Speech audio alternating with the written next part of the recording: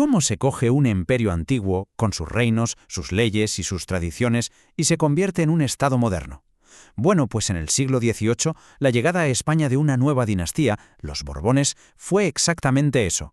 No fue solo un cambio de rey, fue el inicio de un proyecto radical para desmontar y reconstruir el país entero. Para entender esta tremenda obra de ingeniería política, vamos a seguir su plano. Primero veremos el modelo que se trajeron de Francia, después cómo impusieron una ley única para todos, luego la nueva administración que crearon y el ejército que la respaldaba. Y por último, veremos que no todo salió exactamente como estaba planeado, que la reforma tuvo sus límites. Y es que la primera pieza de este puzzle, la idea original, llega directamente de Versalles.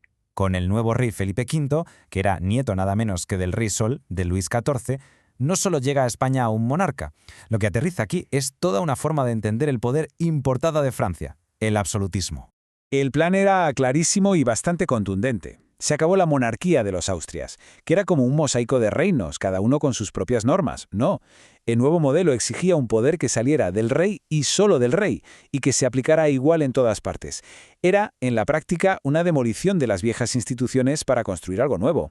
Y esta es la idea clave, el motor de todo el cambio. En el absolutismo, el rey es el Estado, así de simple. Se considera que su poder viene directamente de Dios, así que es indivisible. Todos los poderes, hacer leyes, impartir justicia, cobrar impuestos, se concentran en él. Se rompe así con la vieja tradición de pactos entre el rey y los distintos reinos. Se acabó el negociar. Muy bien, la teoría está clara. Pero ¿cómo se lleva a la práctica algo tan bestia? Pues la herramienta que usaron fueron los decretos de nueva planta, una serie de leyes que básicamente funcionaron como una apisonadora legal sobre el sistema antiguo. Para darnos cuenta de la magnitud del cambio, hay que entender qué eran los fueros. Ojo, no eran solo leyes, eran sistemas políticos, fiscales y hasta militares propios. Daban una autonomía enorme a territorios como los que formaban la Corona de Aragón. Y claro, esto era justo lo que el nuevo modelo centralista quería hacer saltar por los aires. El cambio fue una demolición controlada. El antes y el después es brutal. A ver, donde antes había virreyes, que eran casi como un rey en cada territorio, ahora se ponen capitanes generales, que son sobre todo una autoridad militar. Las cortes de cada reino, donde se podía negociar con la corona, desaparecen y en su lugar se ponen audiencias reales que solo imparten la justicia del rey. Y por supuesto, se acaban los privilegios y los impuestos locales. Ahora, una ley y un impuesto para todos. Un cambio de paradigma total. Y ojo, que la unificación no fue solo política o fiscal, también fue cultural. Imponer el castellano en los tribunales era toda una declaración de intenciones. Era un mensaje muy claro, una única administración con un único rey y, por tanto, con un único idioma oficial que venía del centro. Venga, ya hemos visto cómo demolieron el edificio viejo. Ahora toca ver cómo construyeron el nuevo, porque no bastaba con publicar un decreto diciendo «ahora todos somos uno». Había que crear las instituciones, la maquinaria, para que eso funcionara en el día a día. Y esta es la nueva jerarquía del poder, una pirámide bastante clara. Arriba del todo, las secretarías de Estado. Luego, el territorio se divide en provincias. En cada provincia, el rey pone a un intendente, que es su hombre de confianza allí. Y ya a nivel local, en los ayuntamientos, se extiende la figura del corregidor, para asegurarse de que todo está bajo control.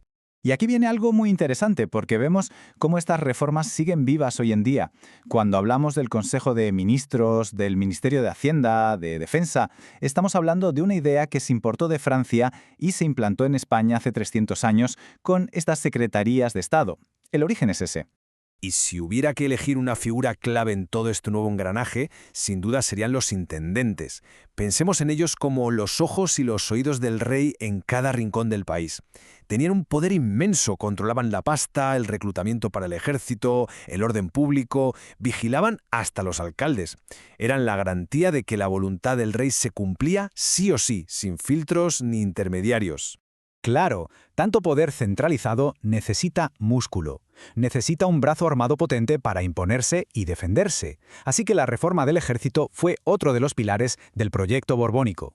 Se trataba de crear, por primera vez, un verdadero ejército nacional y permanente. ¿Y de dónde se sacan los soldados? Pues se acabó lo de antes, eso de depender de levas locales o de los ejércitos de cada reino. Ahora se impone un sistema de reclutamiento por sorteo en todo el país. Y aquí nace algo que durante siglos fue muy famoso en España, las quintas. El servicio militar se convertía en una obligación para los súbditos. La escala de este esfuerzo era gigantesca. Y por si alguien se pregunta por qué se llamaba quintas, pues viene de aquí, del número. Se sorteaba 1 de cada 5 hombres en edad de combatir. 1 de cada 5. Esto aseguraba un flujo constante de soldados para un ejército que no dejaba de crecer. Y para entender hasta qué punto el ejército era la prioridad número 1, basta con mirar este dato, que es increíble. La mitad de todo el presupuesto del Estado español en el siglo XVIII se iba a gastos militares.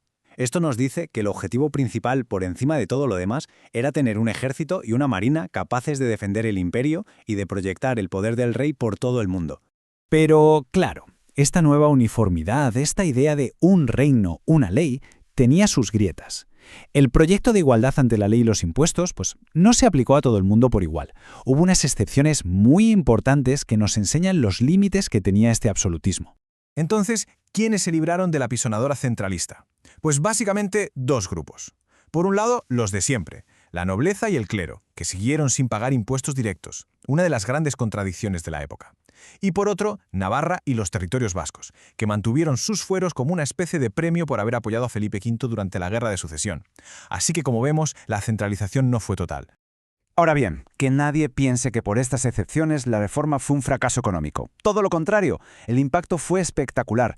Al eliminar un montón de trabas y centralizar la recaudación, la capacidad del Estado para conseguir dinero se disparó. Estamos hablando de triplicar los ingresos. De repente, la monarquía tenía un poder financiero que no había tenido jamás. Y con esto llegamos a la pregunta final, que en el fondo resume la gran paradoja de todo este proceso. Por un lado, es innegable que aquí se pusieron las bases del Estado español moderno, centralizado y unificado. Pero por otro, este proyecto se construyó eliminando instituciones, leyes e incluso lenguas que habían definido la identidad de muchos territorios durante siglos. Nación-Estado, sí, pero ¿a qué coste? Una tensión que de una forma u otra ha llegado hasta hoy.